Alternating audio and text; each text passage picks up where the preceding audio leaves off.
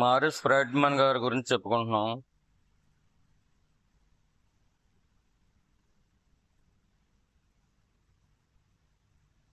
పూర్వం మనస్సు ఎప్పుడూ వ్యాకులతతో అసంతృప్తితో ఉండేది.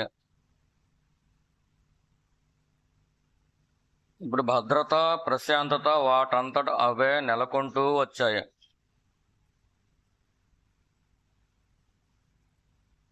కాలం గడిచిన కొద్దీ మహర్షి నాకు దగ్గరవుతున్నారు అనిపించింది.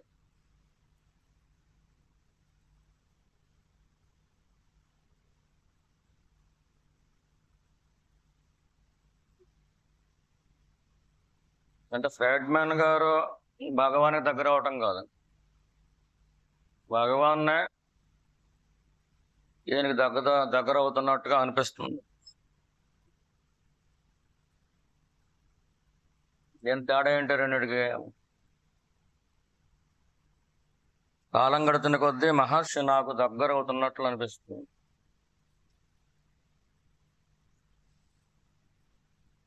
మనం భగవానికి దగ్గర అవటం వేరు, భగవాన్ మనకు దగ్గర అవుతున్నట్టు అనిపించడం వేరు. రెండింటికి తేడా ఏంటి?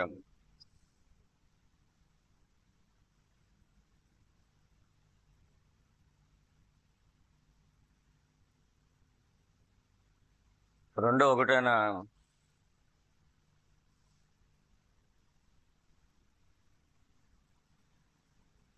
నేను భగవానికి దగ్గర వాడిని, నేను భగవానికి దగ్గర దాన్ని అనుకుంటే అది రజోగుణం.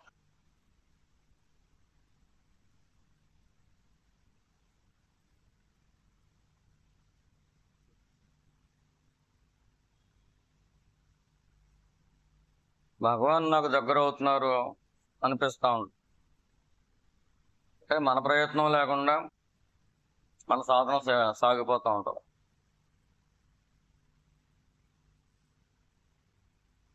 మన ప్రయత్నం లేకుండా మన మంచి మాటలు మాట్లాడుతూ ఉండొచ్చు.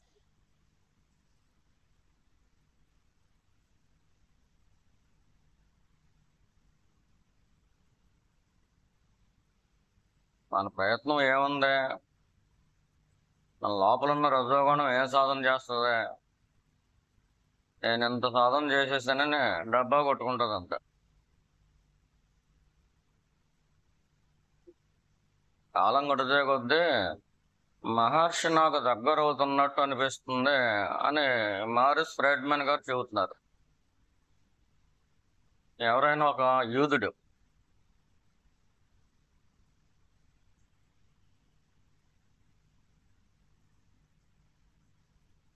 అంతకుముందు ఈయనకి వేకలపోటు ఉండేది, ఆందోళన ఉండేది. భగవాన్ దగ్గరికి వెళ్తూ వస్తూ ఉండేవాడు. నెమ్మదిగా ఆ వేకలపోటు తగ్గింది, ప్రశాంతత వస్తుంది జీవితంలోకి.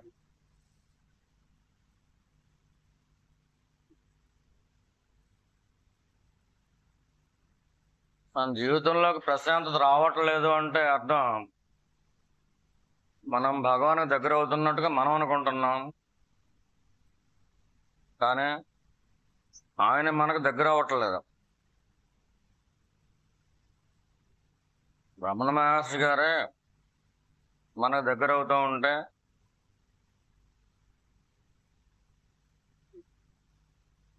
రమణ మహర్షి గారు అంటే జ్ఞానం, మహర్షి అంటే శాంతి. శాంతి మన దగ్గరకు అవుతూ ఉంటుంది, అంటే మన లోపలికి శాంతి వస్తూ ఉంటుంది.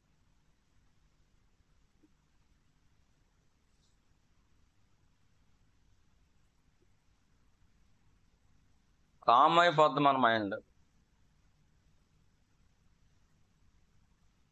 అంతకుముందు వేకలపోటు ఉండే మైండ్ ఇప్పుడు కామ్ అయిపోతుంది. అందువల్ల మహర్షే మనకు దగ్గరగా అవుతున్నారు.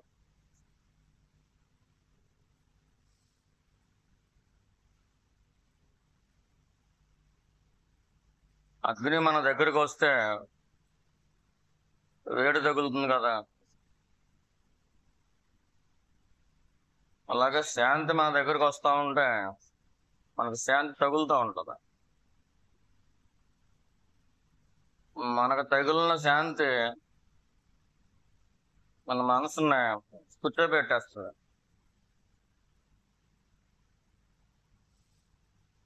ఎటువంటి వ్యాకులపాటు ఉండే పరిస్థితులు వచ్చినా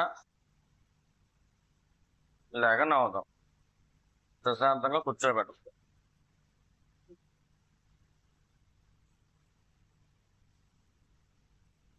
మనం భగవాన్ దగ్గర అయ్యామనుకోవటం అది మన అహంకార లక్షణం.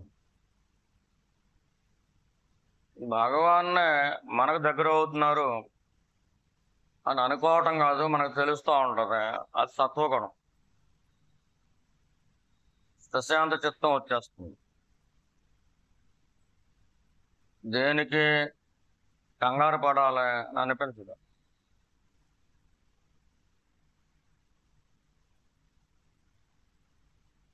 ఏదైనా సంఘటన జరిగితే దానికి కాపాడవలసిన అవసరం ఉందనుకో, కాపాడాలని అనిపించదు. నాకు పాపం తెచ్చుకోవాలని అనిపించదు.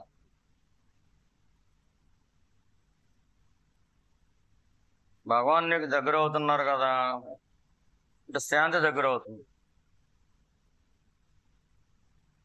ఆ శాంతిలో నీ మనసు మునిగిపోయి ఉంది. ఇంకా దేనికి కోపం వస్తుంది? నిప్పుల మీద నీళ్లు వేసేస్తే నిప్పులు మండుతాయి. ఇంకా అలా మన అహంకారం మీద భగవాన్ శాంతి పడేస్తే అహంకారం లేస్తుందా? అహంకారం ఏ ఏ సందర్భాల్లో లేస్తుందో ఆ సందర్భాల్లో లేవట్లేదు అనుకోండి, శాంతంగా ఉంటుంది అనుకోండి. ఎటు చూసినా అంతా శాంతిగానో మీకు అనిపిస్తుంది అనుకోండి, భగవాన్ మీకు దగ్గర అవుతున్నట్లు లెక్క.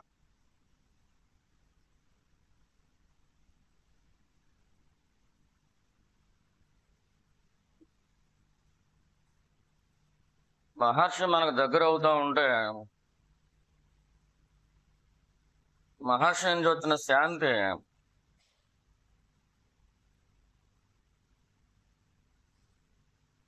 మనకున్న అన్ని వాసనల్ని కూడా నెమ్మలింప చేస్తుంది.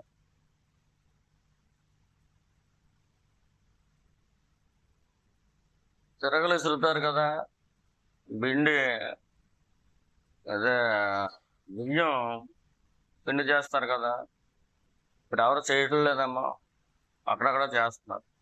ఆ తిరగల కింద గోను ఒకటి వేస్తారు. ఎంత గట్టిగా లేపినా అమ్మో నేను లేకలేను అంటది. ఎంచేత దాని మీద తిరగలు ఉంది.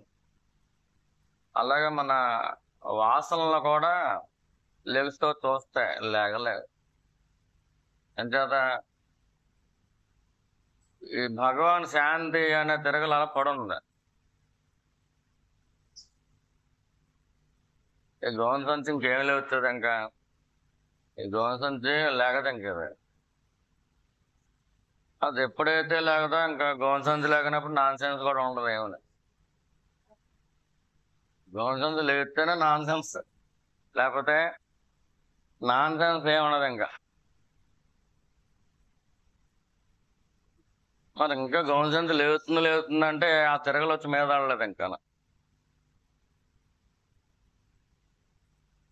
గోను సంచి మీద తిరగలు ఉంటే అంటే మీకు అర్థమైన భాషలో చెప్పాలి కదా. మరి గోను సంచి మీద తిరగలు ఉంటే లెగుతుందమ్మా, లేకదు కదా. ఎంత కావాల్సిన లెగుతుందా?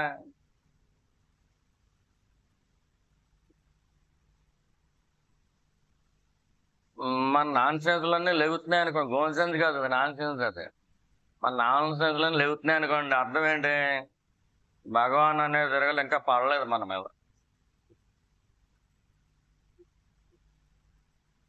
ఇంచేత పట్టలేదు, భగవాన్ దగ్గర మనం వెళ్ళిపోయాం అనుకుంటున్నాం. అలా అనుకోకూడదు, ఆయన రావాలి. మహర్షి మనకు దగ్గర అవ్వాలి, ఆయన మన దగ్గరికి రావాలి, మనం ఆయన దగ్గరికి వెళ్ళటం కాదు. మనం ఆయన దగ్గరికి వెళ్ళలేం. నేను వెళ్తున్నా అనుకుంటాం కానీ వెళ్ళలేం. అలా అనుకునేది రజోగుణం. ఆయన మన దగ్గర రాగలడు. మహర్షి సన్నిధిలోకి అంటే భౌతికమైన భగవాన్ కాదు, శాంతి మహర్షి అంటే. ఆ శాంతిలోకి మనం ఎలా వెళ్ళగలం? లోపల రజోగుణం రగిలిపోతా ఉంటే, వాసనలో గోల చేస్తా ఉంటే మనం ఎలా వెళ్తామమ్మా. విశేషాలని ఈ నరకంలో ఉన్న వాటిని స్వర్గంలోకి పొండి అంటే ఎందుకేంటిది వెళ్తాయి? వాటికి బలం ఉండద్దా? స్వర్గంలోకి వెళ్ళవు కదా అయ్యా.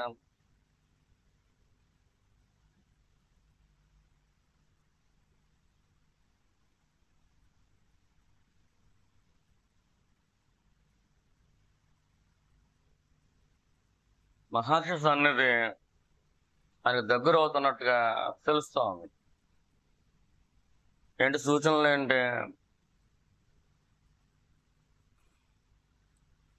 ఈయన సాధన చేద్దాం అనుకునే లోపే సాధనలో ఉంటున్నాడు. సాధన మర్చిపోయాం అనుకునే లోపు సాధనలో ఉంటున్నాడు. ప్రయాణంలో ఉంటే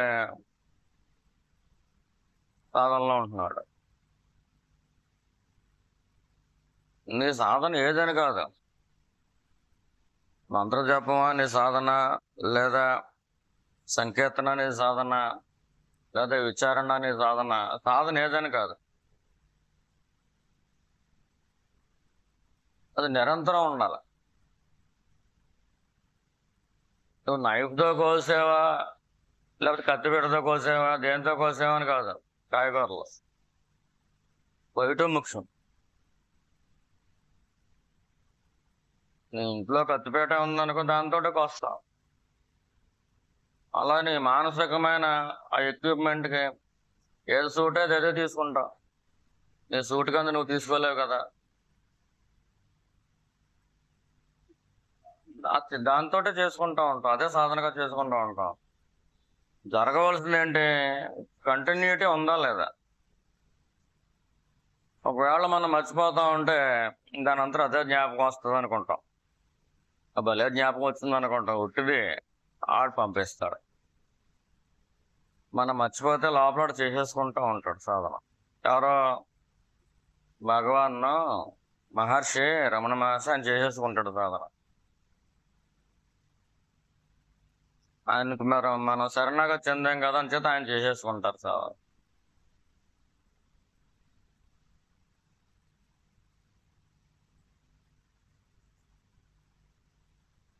మనం చేస్తున్నప్పుడు కూడా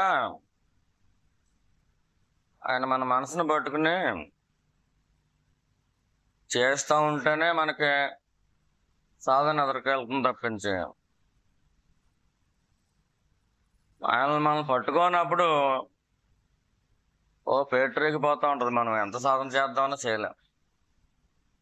నేను ఎవరో చూసుకుందామన్నా కానీ ఆ చూడొచ్చులే పో అంటది, ఏదో పని చెబుతుంది. ఉండాలి సంగతి చూడండి.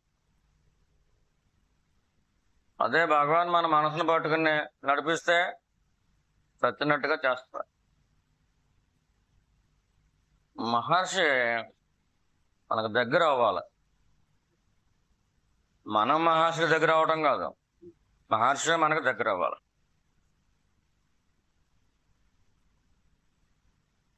ఆయన మీద మనకి చెలించని విశ్వాసం ఉండాలి. నాకు ఉందండి, చెల్లించిన విశ్వాసం ఉందండి అని అనిపిస్తూ ఉంటుంది మనకి. పుట్టప్పుడు అనిపిస్తుంది, సందర్భం వచ్చినప్పుడు విశ్వాసం లేదని తెలిసిపోదు. భగవాన్ మీద మనకి 100% విశ్వాసం ఉందంటే చెప్పలేం. అంటే భగవాన్ మీద ఉంది, మా ఇంట్లో వాళ్ళ మీద ఉంది నమ్మకం అంటే కుదరదాం.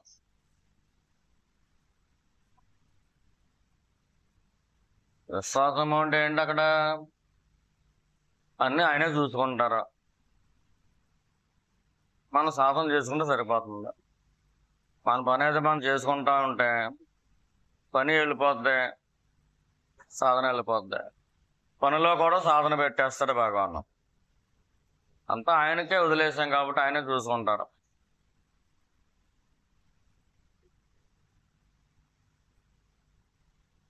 ఆయనే చూసుకుంటారు అనే విశ్వాసం నీకు కుదిరినప్పుడు ఇంకెవరు ఏం చెప్పినా కానీ నువ్వు పట్టించుకో,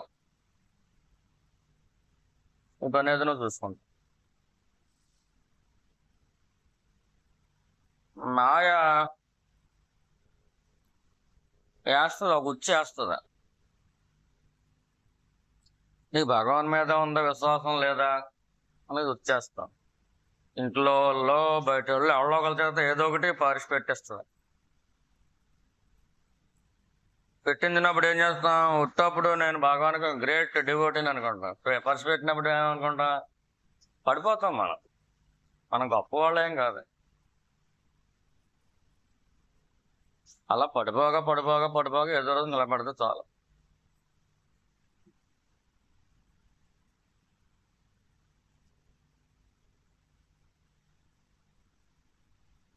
సంసారంలో ఉండి, లోకంలో ఉండి సాధన చేసుకోవడం కష్టంగా అనిపిస్తుంది, కానీ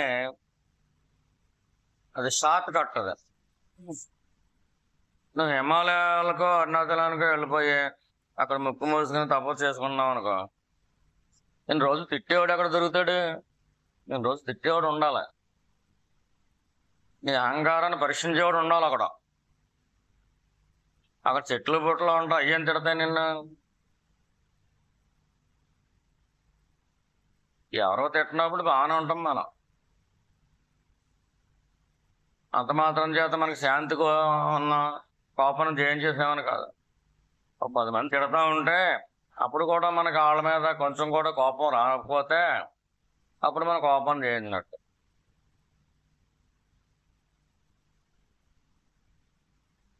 మనదే రైట్ అయినప్పటికీ కూడా, ఇతరులు మనకు అపకారం చేస్తున్నప్పటికీ కూడా, మనకి ఇతరులు అంటూ లేకపోతే, అంటే అపకారం చేసేవాళ్ళు కూడా నిన్ను నువ్వే చూసుకుంటా ఉంటే వాళ్ళు మనం మంచిగా చేస్తున్నారో ఆరోపణలు ఉన్నది కూడా నేనే అని నీకు తెలుస్తూ ఉంటుంది. అటువంటిప్పుడు నిన్ను నువ్వు ఎలా ద్వేషించుకుంటావు? మహర్షి దగ్గర అవుతున్నట్టు అనిపిస్తుంది నేను. ఎవరికి? మారిస్ ఫ్రెడ్మెన్ గారికి. ఆ ఒక్క మాట చాలా లోతుంది. మహర్షి దగ్గర అవటం ఏంటి? నువ్వు మహర్షిని జ్ఞాపకం చేసుకోక్కర్లేదు, అదే జ్ఞాపకం వచ్చేస్తా ఉంటుంది. అంటే అదే జ్ఞాపకం ఎందుకు వస్తుంది?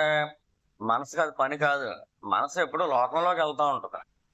దాని పని ఏంటి? మనసు పని లోకంలోకి వెళ్తుంది. అది పిల్లలు ఎప్పుడు ఆటలు కావాలంటారు కదా, మనసు కూడా ఆట ఉంది. ఏంటి ఆట? ఎప్పుడు లోకంలోకి వెళ్తూ ఉంటారు. పిల్లలు ఇంట్లోనే ఉన్నారనుకోండి, లోకంలోకి మేము పెద్దగా వెళ్ళమండి, మేము ఎప్పుడు ఇంట్లోనే తలుపులేసి కూర్చోండి అనుకుంటారు. ఇంట్లో ఉన్నా కానీ ఇంట్లో కూడా ఒక లోకం ఉంటుంది. ఎంతసేపు ఇంట్లో నలుగురే ఉన్నారనుకోండి, ఆ నలుగురిని ఏదో ఆడిపోసుకుంటూ ఉంటారు. ఎవరో మనసే, అది కూడా ఇంట్లో ఉన్న లోకమే.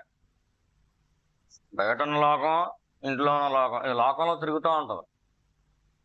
ఎవరు తిరుగుతారు? మనసు తిరుగుతుంది. ఎప్పటిదాకా? మహర్షి మనకు చేరువయ్యేదాకా. ఎలా చేరువవుతాడైనా? ఆయన మీద అది పరీక్షకు నెక్కాలి. విశ్వాసం అనేది ఎప్పుడు కూడా పరీక్షించబడుతుంది.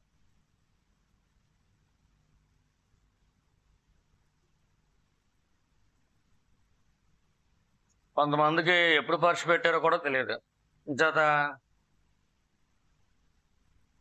రోడ్డు మీద పర్సన్ ఉంటుంది, వెళ్ళిపోతూ ఉంటాం.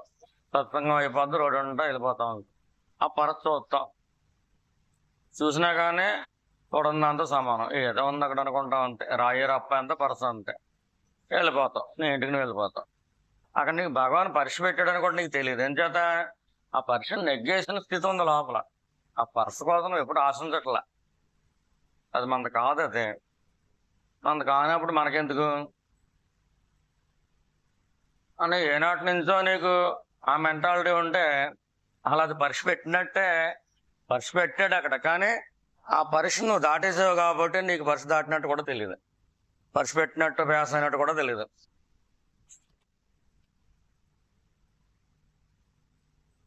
ఆ స్థాయి నీకు ఉంది కాబట్టి దాన్ని దాటేసి వెళ్ళిపోయేవాళ్ళుగా. మరి అందరూ వెళ్ళిపోతారా? రోడ్డు మీద పరస కనబడితే వెళ్ళిపోతారా? లేదు. 99% మంది ఆ పర్సన్ తీసి దాచుకుంటాక చూస్తారు. అటువంటి లోకంలో మనం ఉన్నాం. ఎంతమంది అమ్మా? 100కి 199 మంది. ఆ 199 మంది పర్స్ తీసుకుని వెళ్ళిపోతారు. ఇంకా దేవుడు దండాలు పెడతారు, రోజుగా పర్స్ దొరికేలా చెయ్యి అని. వాళ్ళ మాటలు మనం ప్రమాణంగా తీసుకుని బతుకుతున్నాం. ఇంకా మనకి సాధన ఏంటి? మనకు ఎవరి ప్రమాణం? మనకి భగవంతుడి ప్రమాణం.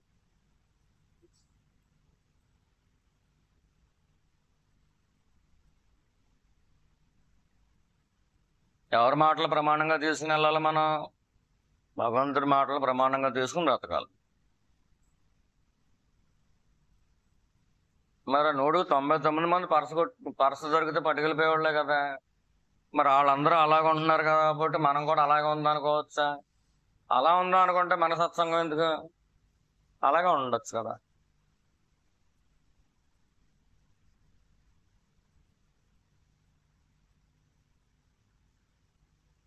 నీకు లోపల ఏ కోరిక లేదనుకో, ఇంకా పర్స మీద ఇంకేం వెళ్తుంది మనసు?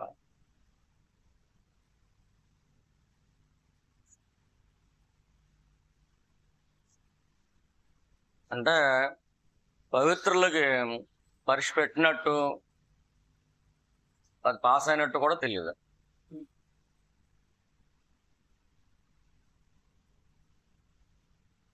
మన గురుదేవులు నాన్నగారు చెప్పేవారు, గోపికల కంట నీ జ్వరం వచ్చిందమ్మా అని చెప్పవలసి వచ్చేదంట. జ్వరం వచ్చినట్టు కూడా తెలియదు వాళ్ళకి. ఏం చేత తెలియలేదు? కృష్ణ ప్రేమ అది. ఆ కృష్ణ ప్రేమ మన ప్రేమ లాంటిది ఏం కాదు అది. మన ప్రేమల్లో అంత కల్మషమే కదా.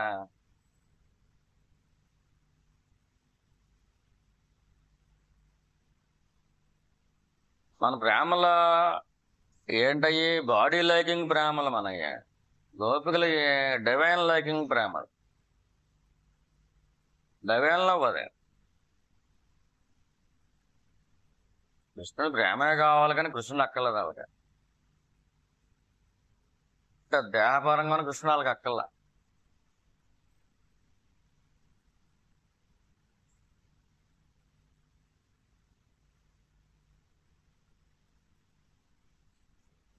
మహర్షి దగ్గర అవుతున్నట్టుగా అనిపిస్తుంది. వ్యాకులపాటుతో ఉన్నప్పుడల్లా వారి గురించి చింతించడం ప్రారంభించాను. ఎప్పుడైనా మళ్ళీ వ్యాకులపాటు వస్తూ ఉంటే, మనకు కూడా వస్తూ ఉంటాయి కదా, సంసారాల్లో వస్తూ ఉంటాయి, డ్యూటీల్లో వస్తూ ఉంటాయి. ఏ సందర్భాల్లో ఏదో ఒకటి కొంచెం అనీజీగా ఉన్నట్టుగా, ఇవాళ అంతా చిరాకుగా ఉంది అనిపిస్తూ ఉంటుంది కదా. చిరాకుగా ఉన్నప్పుడు టీలు ఎక్కువ తాగేస్తామేమో కదా. మనకు చిరాకుగా ఉంటే టీకి ఆహం వస్తుంది. టీ తాగితే మళ్ళీ తలపొడి తగ్గిపోద్దని. ఈయన ఏం చేస్తున్నాడా అంటే, వీళ్ళ గురించి ఎందుకు తెలుసుకోవాలి? భగవాన్ భక్తుల గురించి. వాళ్ళు చిరాకుగా ఉన్నప్పుడు, వ్యాకులపాటుతో ఉన్నప్పుడు భగవాన్ని స్మరించుకోవడం మొదలుపెట్టాడు. మనసు బాగోలేదు, దానికి ఏం పోయే కాలం? ఒకసారి బాగుంటుంది, ఒకసారి బాగోదు. ఏం పోయే కాలం దానికి? ఎప్పుడు ఒకే రంగు ఉండదు కదా. ఎప్పుడు ఒకే రకంగా ఉండదు అని మనసు అనరు. ఎప్పుడు ఒకే రకంగా ఉండదే సత్యం. సత్యం మాత్రం ఎప్పుడు ఒకే రకంగా ఉంటుంది. అసలు ఎప్పుడు ఒకే రకంగా లేనిది ఒకటి ఉంది అంటే అది మనసే. దానికి అదే పని ఏంటి? ఒకసారి మంచి సంతోషంగా ఉంటుంది, ఒకసారి ఏడుస్తూ ఉంటుంది, ఒకసారి ఎవరినైనా ఏడిపించు అంటది, ఖాళీగానే ఉన్నా కదా ఎవరినో నేను ఏడిపించు అంటది. ఒకవేళ ఎవరో లేకపోతే నీ ఇంట్లో నువ్వే కూర్చుని ఏడు అంటది. కంగారు పెట్టేసుకో, ఏదో పలానా సంఘటన జ్ఞాపకం తెచ్చుకొని కంగారు పెట్టేసుకో, వ్యాకులపాటు తెచ్చేసుకో అంటూ ఉంటుంది. మనం కూడా చెప్పినట్టు వింటాం. ఏదో సంఘటన జ్ఞాపకం తెచ్చుకుంటాం, అది అలా జరగాలిగా, మరి జరగకపోతే ఎలాగా. ఖచ్చితంగా మనం అలా చేయాలి, ఇలా చేయాలి, ఇలా అనుకుంటా ఉండగా ఏమవుతుంది? వ్యాకులపాటు వచ్చేస్తుంది, తలపోటు వచ్చేస్తుంది, కంగారు వచ్చేస్తుంది. ఈ కంగారు వచ్చినప్పుడు, తలపోటు వచ్చినప్పుడు, చిరాకు వచ్చినప్పుడు, ఏకలపాటు వచ్చినప్పుడు ఏం చేసేవాడు ఈయన? భగవాన్ని స్మరించుకునేవాడు. మనం కూడా స్మరించుకుంటాం. ఏంటి?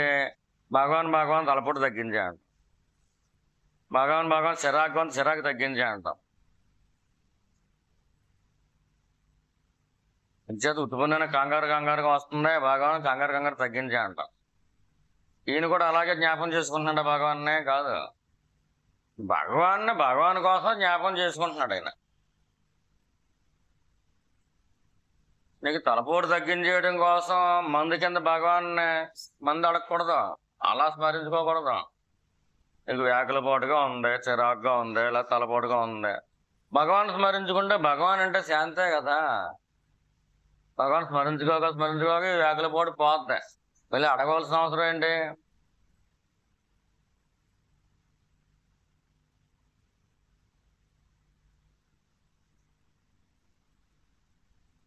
ఇప్పుడు చెరువులో మునిగిన తర్వాత నేను మొత్తం తడిసిపోవాలి అనుకోవడం ఎందుకు? మునిగిపోయావు కదా, ఆటోమేటిక్గా తడిసిపోతావు.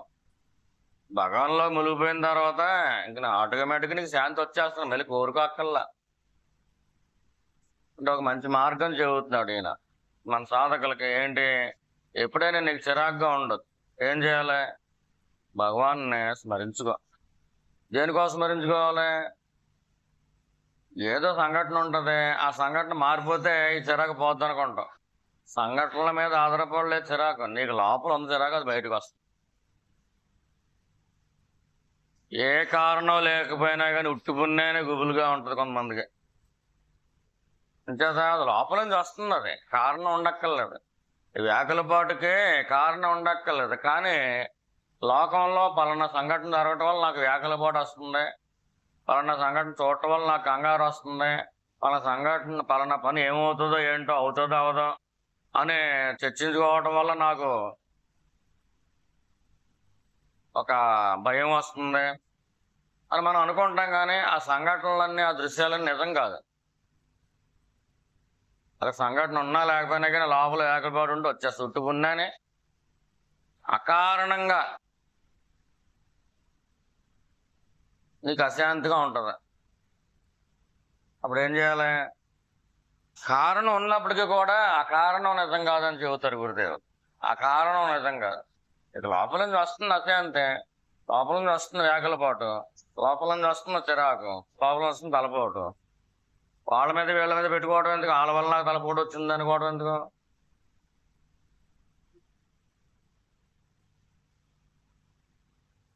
ఎవరిదో పుట్టినరోజు జరిగింది, పుట్టినరోజు అన్న తర్వాత కొత్త బట్టలు కట్టుకుంటారు కదా, కొత్త బట్టలు కట్టుకుంటారు, బంగారాలు పెట్టుకుంటారు, చక్కగా ఉన్నారు. ఆమె చూస్తే అయ్యో ఎంత బంగారం పెట్టేసుకుంది ఏంటి, కొత్త బట్టలు భలే కట్టేసుకుంది, నాకంత అందంగా ఉందేంటి అని అనిపించింది అనుకో, ఎంతో కొంత మనసుకే వ్యావరింగ్ వస్తుంది. ఆ వ్యావరింగ్ ఇప్పుడు కనిపించకపోవచ్చు, 2-3 రోజులు పోయిన తర్వాత కనిపిస్తుంది.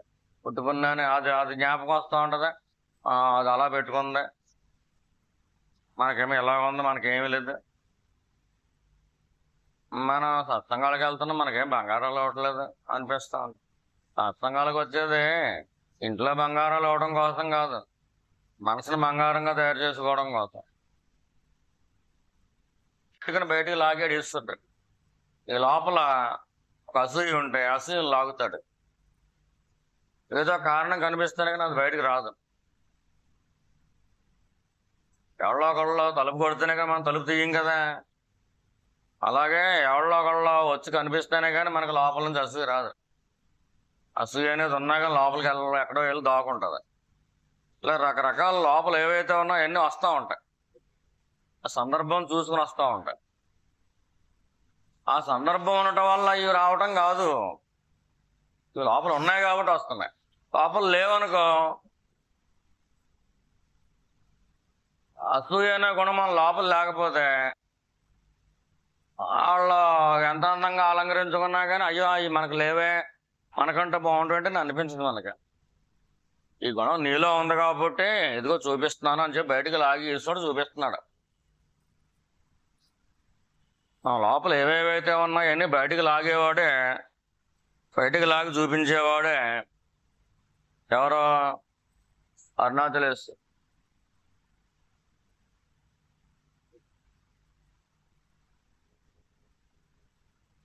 వాడే మన లోపల నుంచి బయటకు లాగిన కుట్రంతా కూడా కొయ్యటం కోసం గురు రూపంలో వస్తాడు. ఈయనకి మారేస్ రెడ్మేన్ గారికి అలా కంగారుగా ఉన్నప్పుడల్లా భగవాన్ని స్మరించుకోవడం మొదలెట్టారు. ఇష్టంగా ప్రేమగా స్మరించుకోవడం మొదలుపెట్టేశారు. అప్పుడు ఏమైంది, మైండ్ కూల్ అయిపోయేది. చాలా సింపుల్. ఏదైనా కంగారుగా ఉంటే కంగారుగా ట్యాబ్లెట్, తలపోటుగా ట్యాబ్లెట్, ఇవన్నీ అయిన తర్వాత కడుపులో మంట వస్తుంది. ఏం మంటది? వాళ్ళు వడ్డానం వేసుకున్నారు, మనం వేసుకోలేదని మంట వస్తుంది. తర్వాత కడుపులో కూడా వచ్చేది. మనసులో ఉన్న మంట కడుపులో కూడా వచ్చేది. అసూయ ఉండే ఈ అసూయనే మంటది. దానికి మందు ఏంటి? ట్యాబ్లెట్ కాదు. ఏంటది? భగవాన్ నుంచి వచ్చే చల్లదనం, శాంతి. ఆయన స్మరించుకోగా మనకి చల్లదనం వచ్చేస్తుంది. ఏమంటున్నారు ఈయన? వారి ప్రేమ ఎప్పుడూ అనుభవ సిద్ధంగానే ఉండేది.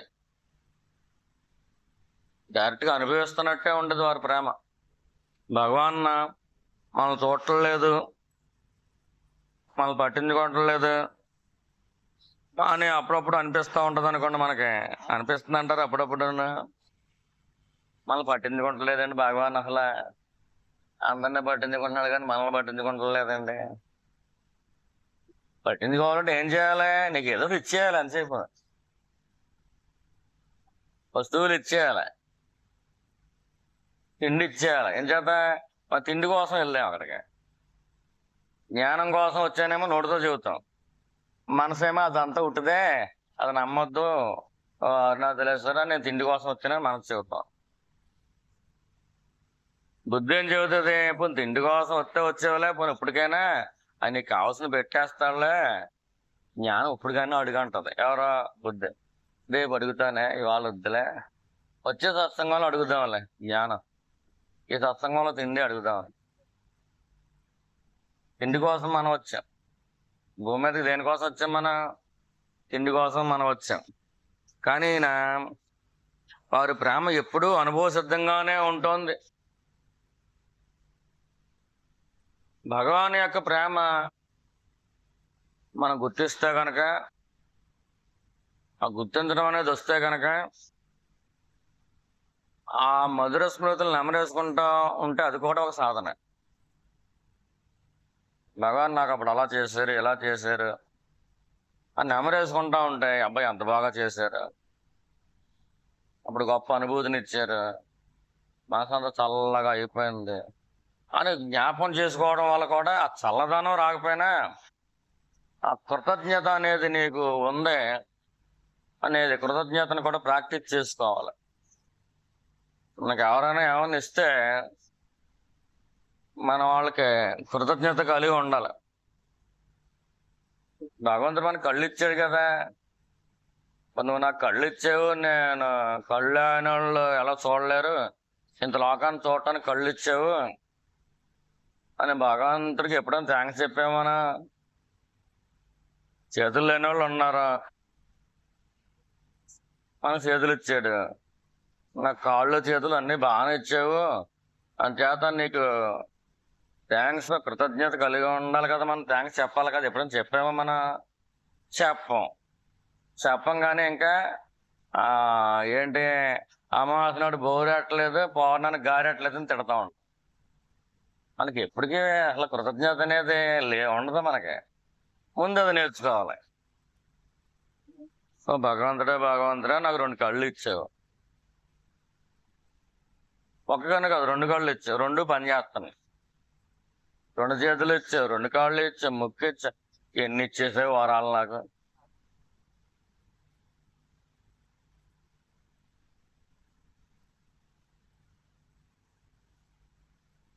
అన్నీ ఇచ్చాడు, ఇవ్వలేదా?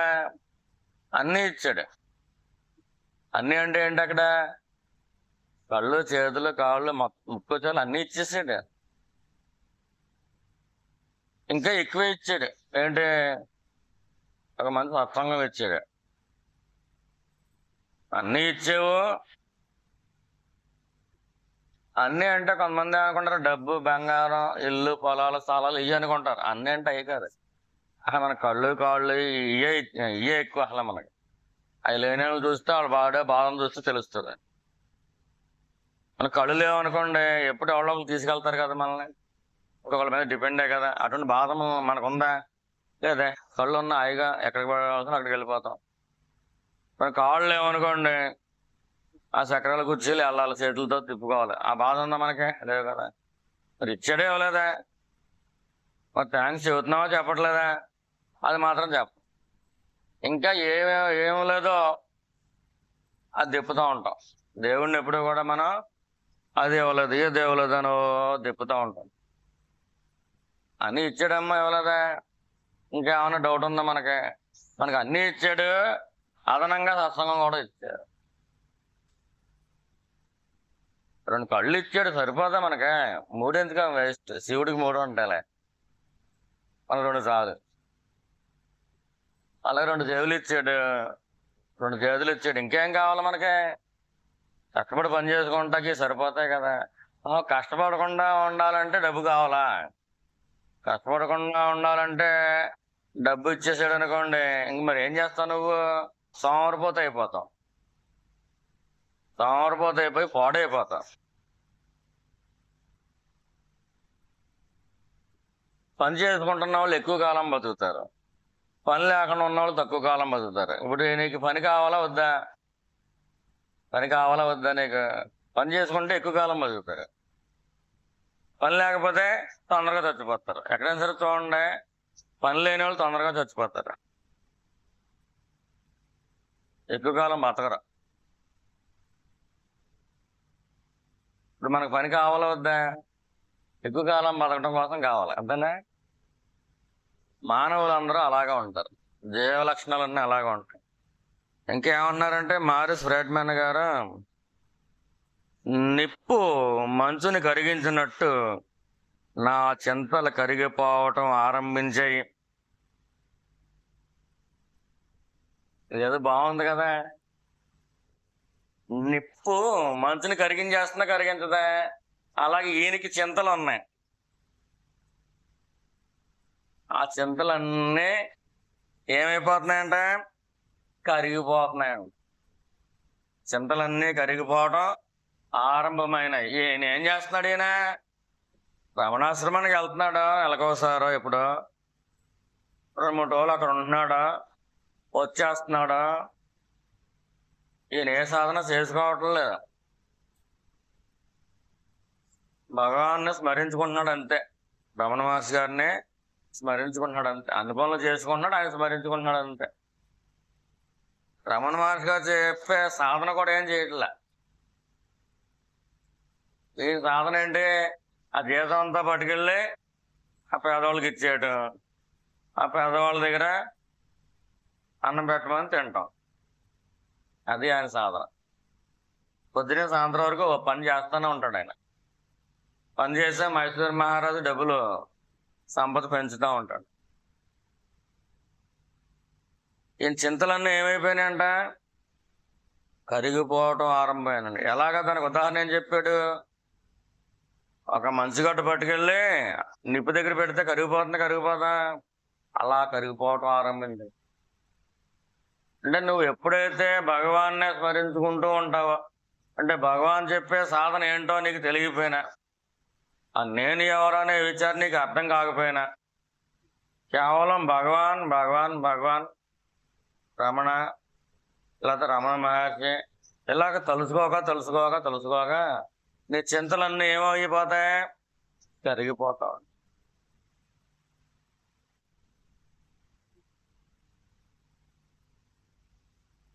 చింతలు ఉంటేనే కదా మనకు బాధ. చింతలు అన్నాడు, కష్టాలు అనలేదు. చింతలు అంటే ఏంటి?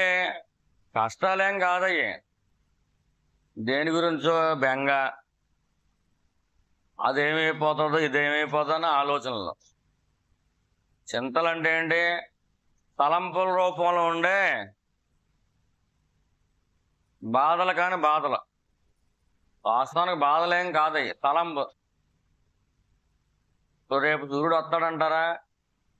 ఏమో వస్తాడో రాడు, రేపు వస్తాడో రాడో సూర్యుడు, రేపు సూర్యుడు వస్తాడో రాడు,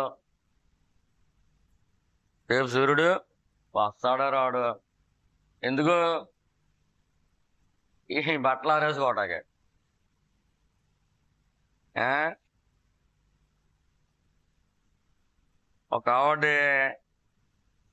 దేవుడి ఫోటో దగ్గర దండం పెడుతుంది. దేవుడా దేవుడా దేవుడా దేవుడా, రేపు గట్టి అండిచ్చి అంటుంది. వాళ్ళ అబ్బాయి అడిగాడు, ఎందుకమ్మా గట్టి అండ, పైకే మనసులో అనుకోవాల్సింది పైకి అనేస్తుంది. ఎందుకమ్మా గట్టి అండిచ్చి అన్నా అంటే, ఒడియాలు ఆరట్లేదురా మేడ మీద ఏం చెప్పిన, మబ్బులు, ఒడియాలు ఆరట్లేదు. నేను ఒడియాలు ఆరడం కోసం మొత్తం గట్టి అండిచ్చేయాలి. నిజంగా మన్నాడు ఎండ రాలేదనుకోండి, దేవుడు దండం పెడతాం మానేస్తుంది. లేదంటే చింత పట్టుకుంటది, ఒడియాలకి ఎండలేదు, ఎండలేదు. ఇదో పెద్ద చింత, పాడైపోతాయేమో, అదే పెద్ద చింత. ఎండ కావాలి, కొంతమందికి ఏమో బట్టలు ఆడటానికి ఎండ కావాలి. చింతలు అంటే ఏంటి? చిన్న చింతలు, బుల్లిబుల్ల చింతలు. అవి నిజం కాదు, నిజానికి బాధలు కూడా కాదు అవి. కానీ వీళ్ళు ఊహించుకోవడం వల్ల బాధ అనిపిస్తుంది అక్కడ. రేపు ఎండ రాదేమో ఒడియాలు పాడైపోతాయి, రేపు ఎండ రాదేమో బట్టలు ఆరవేమో, రేపు ఎండ రాదేమో బట్టలు మేట్ల కింద తయారైపోతున్నాయి. ఇడిచెట్టున్నారు, వెళ్ళిపోతున్నారు, మళ్ళీ కొత్త తగిలించిపోతున్నారు. ఈ మనం ఉతకాలి. ఇది వరకు పాపం చేతులు పడిపోయి, ఇప్పుడేంటి వాషింగ్ మిషన్లు వచ్చేసినాయి. అయినా కానీ వాషింగ్ మిషన్లు వచ్చినాయి కానీ అంతకంటే స్పీడ్గా ఇడిచిపెట్టేస్తున్నారు.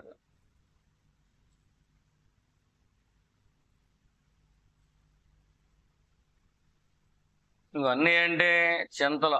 అప్పుడు ఏమవుతుందో ఏంటో, కొన్ని నెలలు పోయిన తర్వాత ఏమవుతుందో ఏంటో, 3 నెలలు పోయిన తర్వాత ఏమవుతుంది, సంవత్సరం పోయిన తర్వాత ఏమవుతుంది ఏంటో,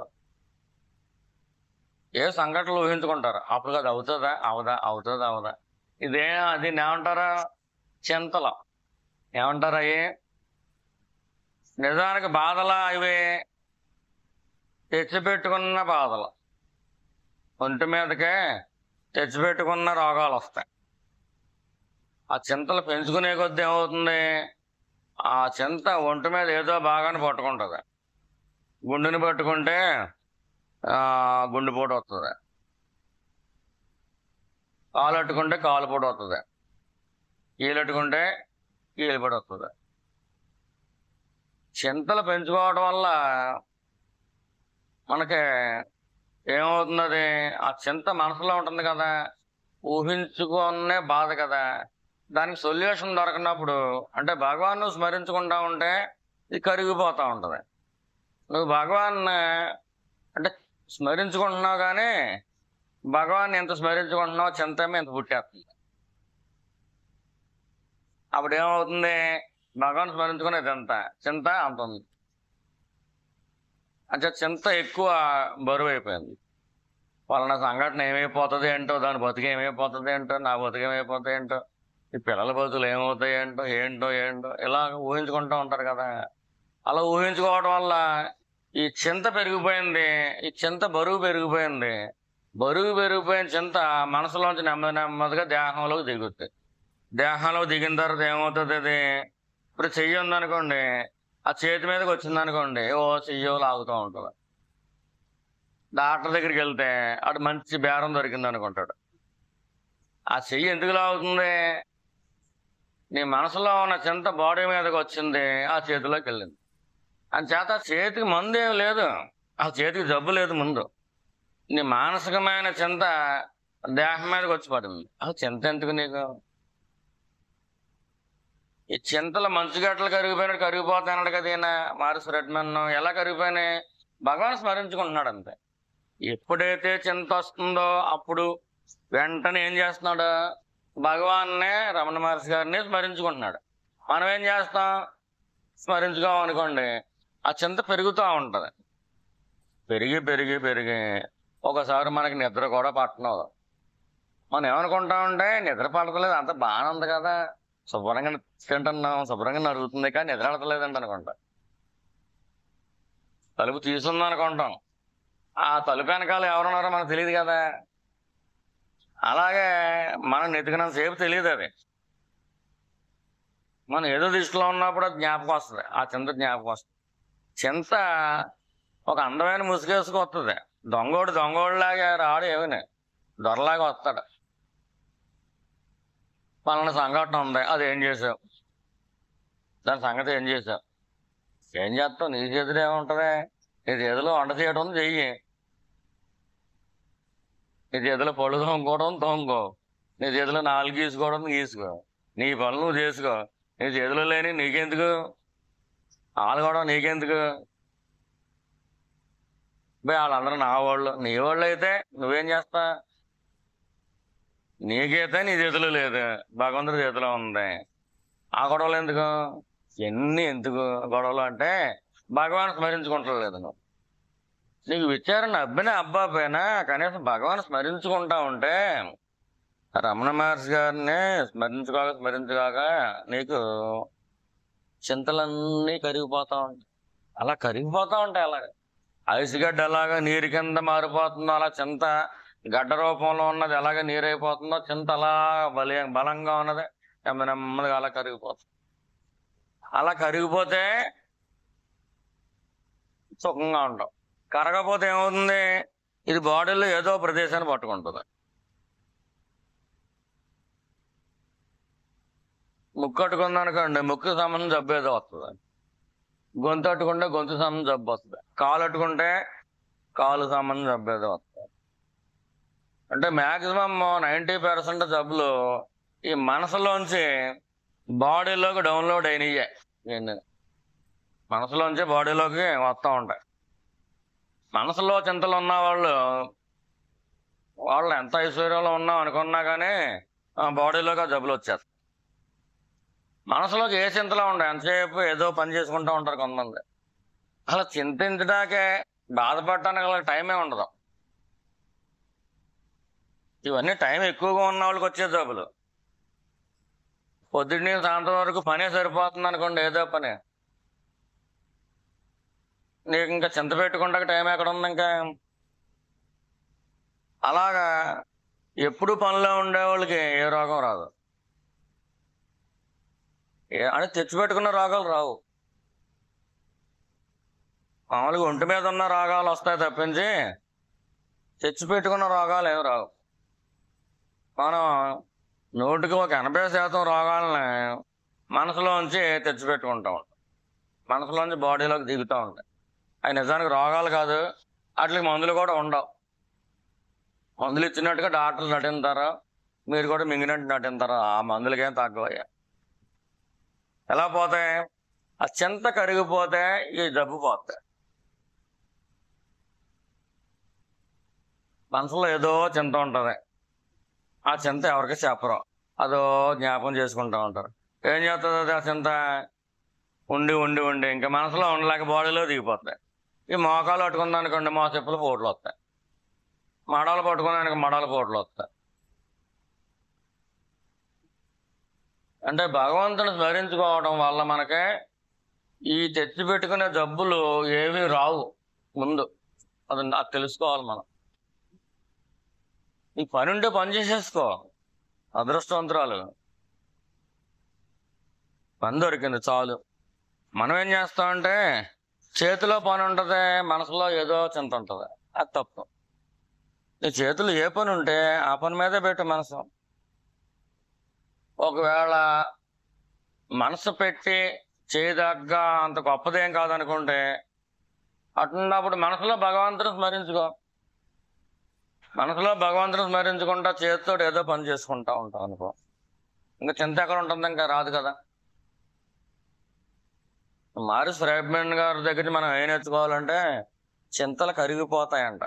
ఇప్పుడు భగవంతుని స్మరించుకోగా మన ఇష్టదైవాన్ని స్మరించుకోగా చింతలన్నీ కరిగిపోట మనకు అనుభవంలో తెలుస్తుంది అన్నాడు ఆయన.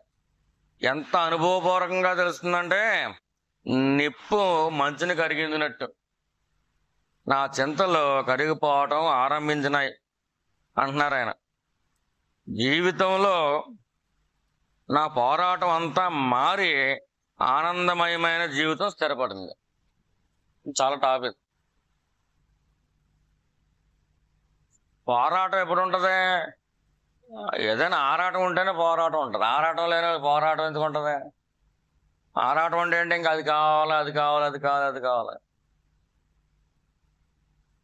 ఇంకా రాలేదండి, ఇంకా రాలేదండి, ఇంకా రాలేదండి, పని ఇంకా ఇది. ఇంకా అక్కడి నుంచి పోరాటం మొదలవుతుంది. వాళ్ళ జీవితంలో ఆరాటమే లేని వాళ్ళకి గొడవ ఉండదు. ఇంకా ఆరాటం అంటే ఏంటి? ఆశ పెట్టుకుంటా ఉంటారు, అది కావాలి, ఇది కావాలి. ఆశ లేనివాడికి ఆరాటమే పుట్టదు. ఒకవేళ ఆరాటం పుట్టేస్తే అది పోరాటం దాకా తీసుకురాకుండా ఆశని భగవన్నామ స్మరణలో తీసేసుకోవాలి. భగవంతుడు స్మరించుకుంటా ఉంటే నీకు భగవాన్ ఇష్టమైతే భగవాన్, ఒకవేళ వెంకటేశ్వర స్వామి ఇష్టం అనుకోండి, వెంకటేశ్వర స్వామి స్మరించుకుంటా ఉండు. అప్పుడు వాళ్ళు ఏం చేస్తారంటే వాళ్ళు స్మరించుకున్నందుకు నీకున్న ఆరాటాలని తీసేస్తారు, పోరాటాలను తీసేస్తారు, ఆశల్ని తీసిపడేస్తారు. ఆశలు అంటే దురాశలు. అసలు ఆశే వేస్ట్. మనకు రావాల్సింది ఏదో మనకు అంతా రెడీగానే ఉంది. ఇవాళ ఏమొచ్చిందనేది మనకు తెలుస్తుంది, రేపు ఏమొస్తుందనేది మనకు ఇంకా తెలియదు. రేపు వచ్చిందారో తెలుస్తుంది. ఏ రోజుకి ఆ రోజు మనకి ఏమి ఇచ్చాడు అనేది తెలిసిపోతుంది కదా. మనం కష్టపడి పని చేసుకోవడంలో ఆనందం పొందుతూ ఉంటే అసలు చింతలే రావు మనకి. భక్తురాలు అయినా కాకపోయినా కానీ ఏ చింత ఉండదు. మొత్తం పోరాటం అంతా మారిపోయిందంట. ఆనందమయమైన జీవితం స్థిరపడిపోయిందంట. మరి మనకు ఎవరికైనా స్థిరపడిందా? అలాగా ఆనందమయమైన జీవితం స్థిరపడిపోయిందా? ఆనందమయమైన జీవితం అంటే ఏంటి? 4 అంతస్తులు, 2 కార్లు ఇయ్యా, ఏసీలు ఇయ్యా, వాటి మీద ఆధారపడి ఎప్పుడూ లేదు. ఏ కాలంలోనూ లేదు. ఇంత ముందు లేదు, ఇప్పుడు లేదు, ముందు ముందు కూడా ఉండదు. ఆనందమయమైన జీవితం అంటే నీ లోపల ఏ ఆరాటం లేనప్పుడు, నీ లోపల ఏ పోరాటం లేనప్పుడు, నీ లోపల ఏ చింత లేనప్పుడు, ఏ దిగులు లేనప్పుడు, దేనికోసం నువ్వు ఆశించినప్పుడు,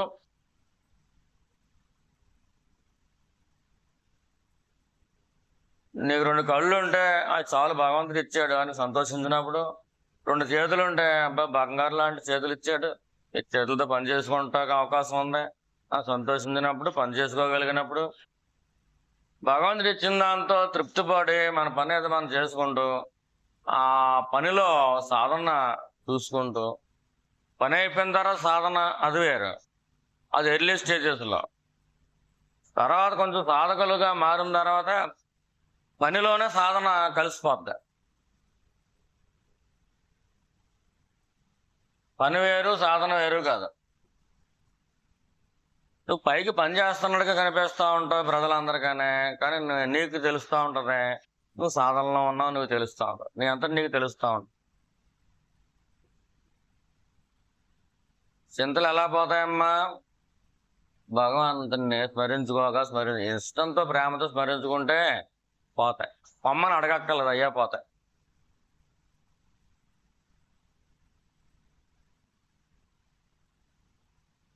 దోమలు అటందరూ అయ్యే పోతాయి. ఆ దోమలు పోయేది ఉంటుంది కదా ఇంట్లో పెట్టుకుంటే, అటందరూ అయ్యే పోతాయి. పొమ్మని అడగక్కర్లేదు. అది పెట్టకుండా ఎన్నిసార్లు మీరు పొండి అని చెప్పి అడిగినా పోవయ్య. భగవంతుడి యొక్క స్మరణ ఈ చింతలు అనే ఈ దోమలకి కెట్టదు, అంచేత అవి పోతాయి. స్మరణ అంత గొప్పది. ఆనందమయమైన జీవితం స్థిరపడిపోయింది అంటున్నారు ఎవరో, మారిస్ రెడ్మన్ గారు. మనకి ఇంకా అలా ఆనందమయమైన జీవితం స్థిరపడిపోయింది అని మనకేమో నమ్మకం కలిగిందంటారా? మరి ఆయనకి వెనకాల ఏమీ లేదు. ఏదో పెద్ద ఫ్యాక్టరీకి మేనేజర్ అన్నమాట, కానీ పెద్ద జీతగాడే, కానీ వెనకాల ఏమి ఉంచుకోలేదు. అబ్దుల్ కలాం గారికి కూడా ఏమీ లేదు వెనకాల, కానీ ఆయనకు కూడా ఆనందమయమైన జీవితం స్థిరపడిపోయింది. ఆయన పైన ఆయనకి ఆనందం, ఆయన పనే ఆయనకి ఆనందం. ఎవరికైతే వాళ్ళ సొంత పనే, వాళ్ళ సొంత డ్యూటీ వాళ్ళకి ఆనందం కింద మారిపోద్దో ఇంకా స్థిరపడిపోద్ది ఇంకా ఆనందం. ఎప్పుడు పని చేసుకుందాం అనిపిస్తుంది. పని చేయకముందేమో పూజా పునస్కారాల్లో ఉంటారు, జపధ్యానాల్లో ఉంటారు. పనిలో పడిపోతే ఇంకా ఆనందమే ఆనందం. జీవితంలో అలా స్థిరపడిపోద్ది ఆనందం. మారిస్ ఫ్రెడ్మాన్ గారు కూడా అలాగే స్థిరపడిపోయిందని చెబుతున్నారు ఆనందం. మరి మనకి స్థిరపడిందో లేదో మనం చూసుకోవాలి. అంటే పనిని మనం ప్రేమించాలి, భగవంతుని ప్రేమించాలి, పనిలో దైవాన్ని చూడాలి. పనిలో మనం దైవాన్ని చూడాలి, పనిలో అందాన్ని చూడాలి, శ్రద్ధ కలిగి ఉండాలి. చిన్న పని చేసినా కానీ మనకి శ్రద్ధ ఉండాలి. ఆ శ్రద్ధలోంచి మనకు శుద్ధి వస్తుంది. ఆ శుద్ధిలోంచి మనకి పవిత్రత వస్తుంది. ఆ పవిత్రతలోంచి మనకి ఆత్మజ్ఞానం వస్తుంది. ఆ ఎరుక అనేది ఏంటో మనకే, ఉనికి అనేది ఏంటో మనకే తెలుస్తూ ఉంటుంది. పని ద్వారా ఈయన ఏ విధంగా సాధించారనేది మనకే తెలుస్తూ ఉంది.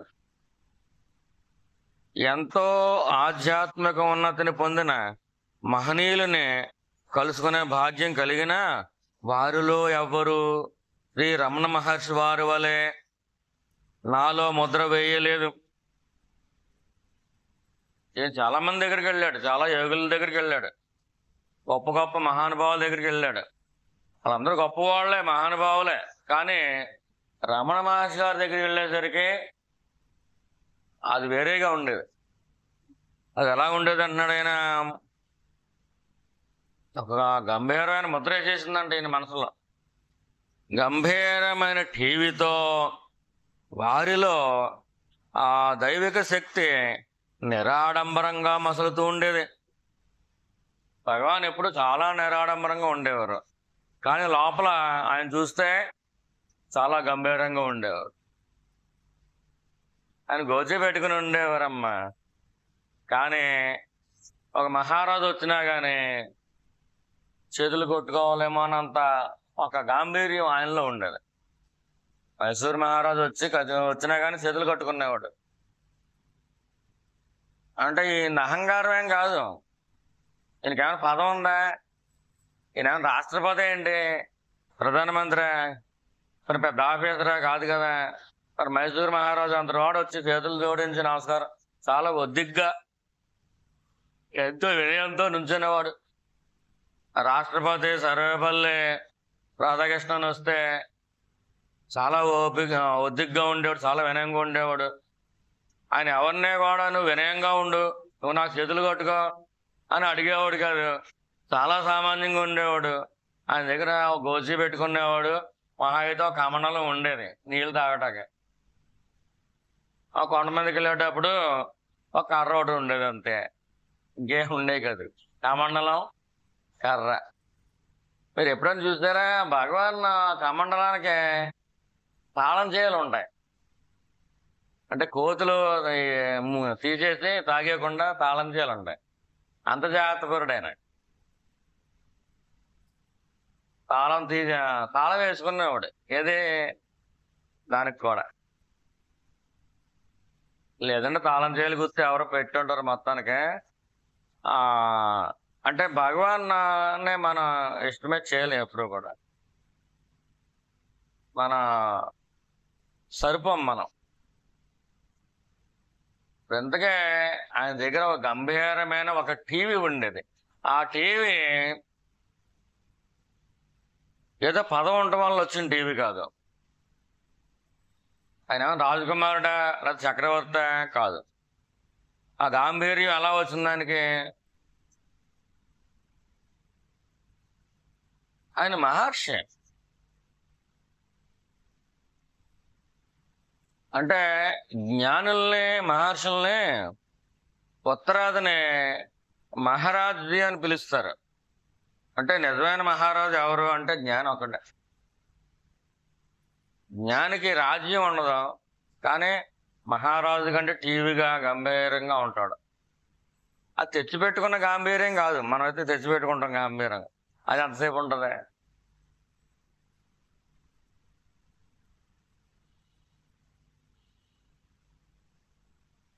ఇప్పుడు పెళ్ళిళ్ళలో మగపిల్లలకి గాంభీర్యం వచ్చేస్తుంది, అది తెచ్చిపెట్టుకునే గాంభీర్యం. ఆడపిల్లలు ఇంటికి వెళ్తారనుకోండి, వాళ్ళకు కూడా తెచ్చిపెట్టుకుని నటన వచ్చేస్తుంది. అదేదో సినిమాలో అబ్బాయిలు అడుగుతారు వాళ్ళు, మన కోస్తా జిల్లా వాళ్ళు ఆ అందం అంతా చూపించేశారు వాళ్ళు.